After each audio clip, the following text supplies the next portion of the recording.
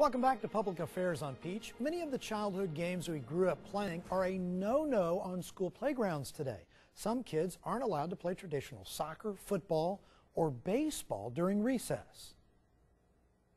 Too many rules and too many regulations and things. Tossing a football during recess seemed to be a rite of passage for kids in this school community until now. I think we need our soccer balls, the footballs and everything, so we could have some fun. Students at Weber Middle School in Port Washington were just informed that during recess, football is out, Nerf ball is in, hard soccer balls have been banned, along with baseballs and lacrosse balls, even rough games of tag or cartwheels unless supervised by a coach. Cartwheels and tag, I think it's ridiculous that they're banning that. You go for recess, that's your free time to kind of let loose and, recharge. That's all we want to do. We're in school all day, sitting behind the desk learning. The superintendent says the change of policy is due to a rash of playground injuries.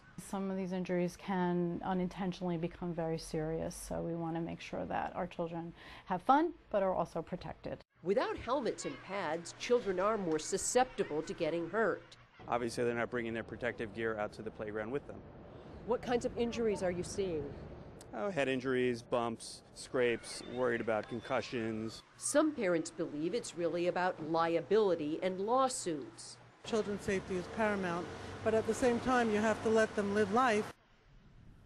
Several districts from outside Long Island are already contacting Nassau educators. Soon, additional schools may be jumping on the banning balls bandwagon. Joining me now is Ashley Triquet from Chris Kids. Thank you for being on the program. Thank you for having us. Ashley is the Director of Behavioral Health and Community Service. Are we too protective in schools these days? I think we can be. There's no concrete right or wrong answer to that.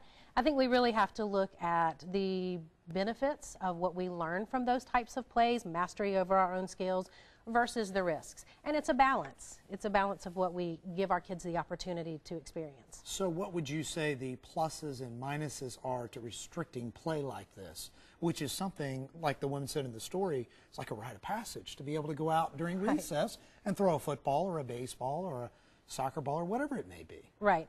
I think the pluses for younger children taking some of those harder balls, recess can be very unstructured play. Kids are just learning, younger kids are just learning their own physical limits and mastery over their own bodies and their strengths. So I think that's not necessarily a bad thing for younger kids.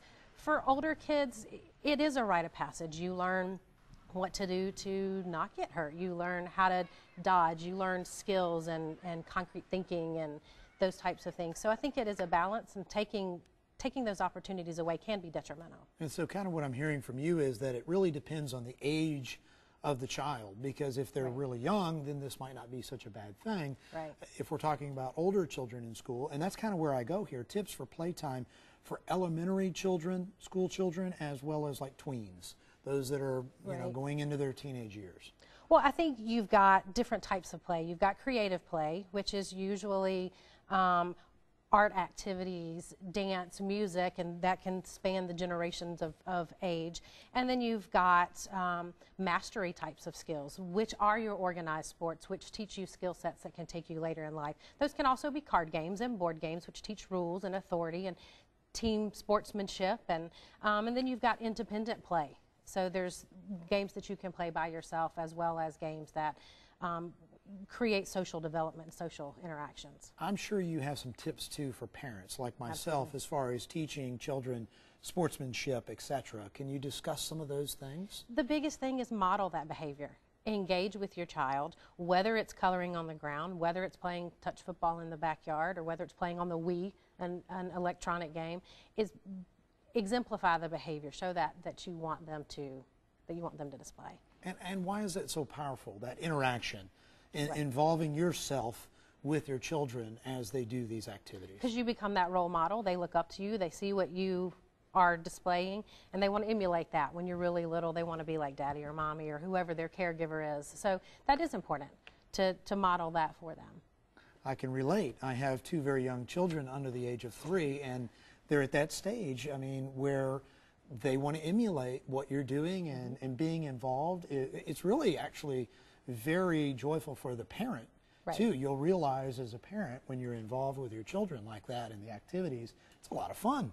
It is. You get to be a kid again yourself, That's right. And then you're also being such a great role model for them. Right. And so anything else that you would advise as far as being too protective with activities or after-school activities at school, things like that, which we see a lot more of nowadays. I mean, these stories are giving you an idea of Right. just how far we've come or how far we've gone when it comes to this kind of stuff. I think exercising good judgment. Certainly we have learned things over the years. We've made playgrounds safer. The slide I slid down on was a metal slide that landed on concrete. I mean, we certainly have safer things now that we're working on. So using good judgment, teaching your child or children in your classroom do's and don'ts and learning those types of things, and then giving them that opportunity to have those life experiences and learn from them. Now, Ashley, if people would like to contact you or Chris Kids in general, how do they do that for more information? You can contact us on our website, which is www.chriskids.org, or you can contact us at 404-486-9034. And on your website, do you have some helpful tips, too, that parents can access? Absolutely. And they can also reach out to us, and we can communicate with them that way as well. It's fantastic information. Any final thoughts you would have about all of this and where we are going today? I think we need to let kids be kids. Great. And go through those life experiences and learn from them. Ashley Troquet, great information. I couldn't agree with you more. Thank Thanks you. for being on the program. Thank you. And when we come back, it's not just rough outdoor activities that have been banned. Some child's play, like coloring in school, is also not allowed, at least in one school. We'll tell you where coming up.